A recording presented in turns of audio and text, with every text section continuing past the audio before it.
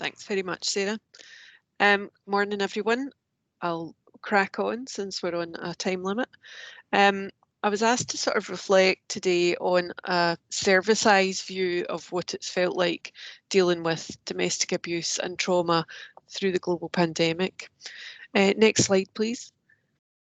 So I just want to set the scene for you. In terms of health, we use the World Health Organization's socio-ecological model of health, which has the person at the centre and then looks at those interpersonal relationships, the organisational structures, the community and the societal networks that they sit within. And wrapping around all of that, we've got the structures, the norms and the practices that guide what people's lives are like. And in terms of violence against women, health then translate this model and use it in the same way, where we examine the risks at different levels for those individuals, and we look at the relationships, the organisations that she's part of in the community and society that frame the context of her environment. We look at what resources she's got, we look at what sorry, I spotted that change there. Yep, we look at what resources she's got. We think about whether or not we're creating organisational risks by the way we act, perhaps in an uninformed way around trauma. And what we need to understand is if we've got good relationships and we're in a good family network, we've got resources and positive experiences, we'll grow into a rounded human being that takes part in our society.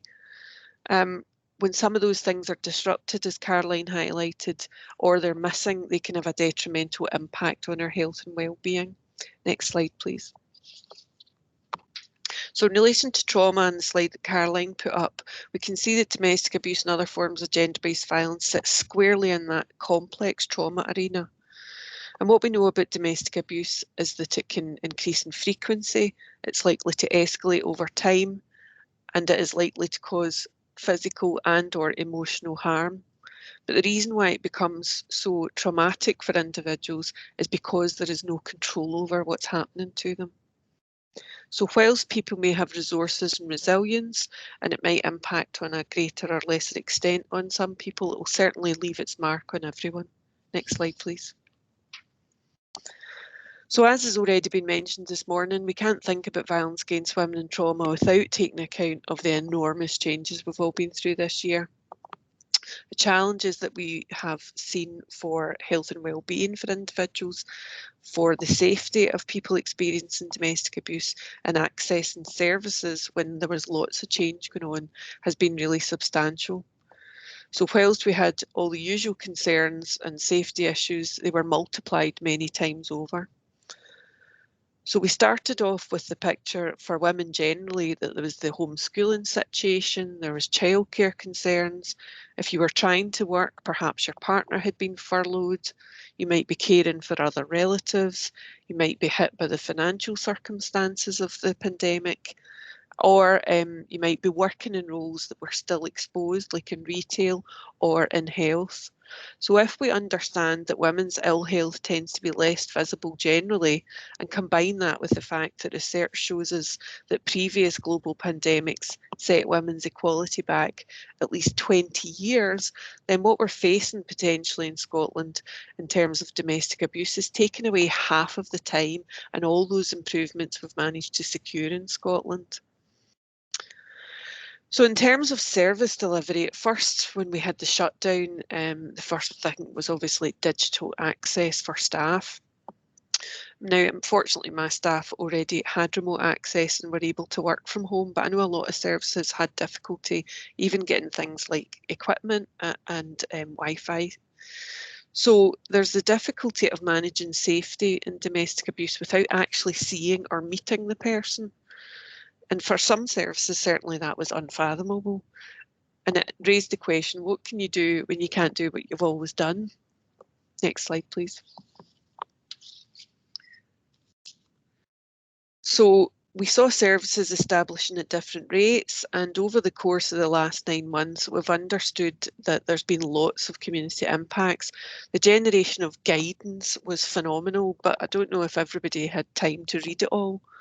We absolutely did exactly what we could around some issues around money, if people were self-isolating or were extremely isolated, what the restrictions meant in terms of particular elements of domestic abuse. So the sort of things we saw where you suddenly couldn't contact a woman because the perpetrator was around all day. Now what would you do?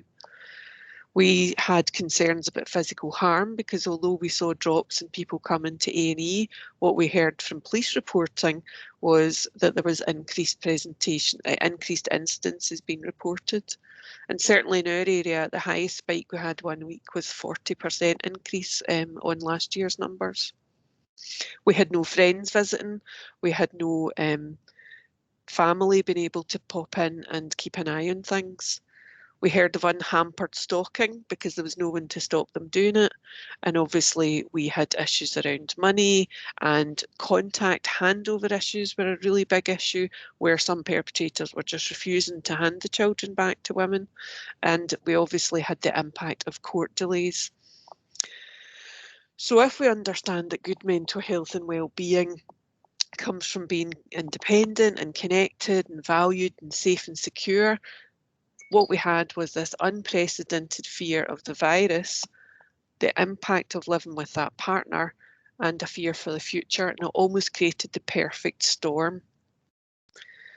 So for staff, what that meant was they were working from home in their own safe space, they were taking on lengthy calls, they were back-to-back calls, and that was particularly draining because there was no gap between it where normally you might have been travelling between client contacts.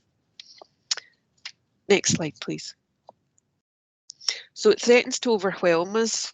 It threatens to overwhelm us all, and what can we do to help our clients if our resilience is stretched?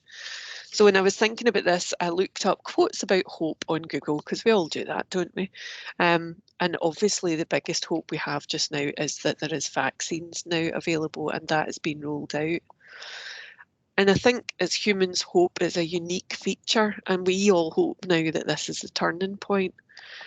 So to deal with what we've been dealing with and to look at it from a trauma-informed approach, then this event today is really timely, I feel. We might be able to turn what has been a very, very unfortunate opportunity into a unique opportunity to move forward because we know what's needed and we know what works.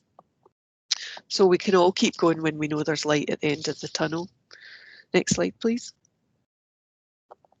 And as Caroline said, this is the vision for the trauma-informed programme. I've been in a reference group for a number of years now, and I do genuinely feel like never has this been more meaningful than it is now.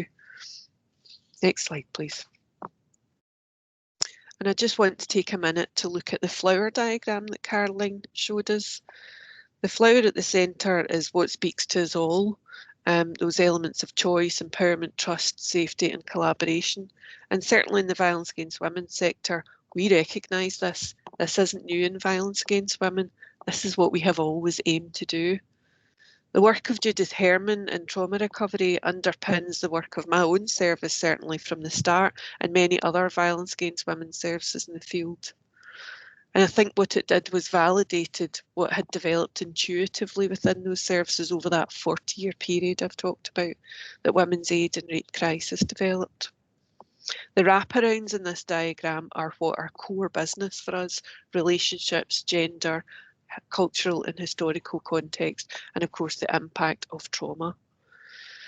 So what does this new programme mean for us in our field, and especially in light of the global pandemic? I think what it means for us is a very exciting period where other services will finally get that switch on in terms of dealing with people as people instead of seeing a vulnerable person or a case, or someone who has resilience coming in and being seen as a bit of a troublemaker because she's actually asking for what she needs.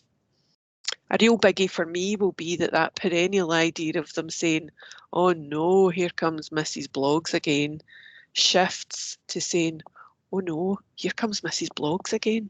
What are we going to do to help her? That common language will go a long way to helping us shape the understanding of what universal and mainstream services need to be able to do to get that quality assurance badge that Caroline talked about. And so just to finish us off then, next slide please.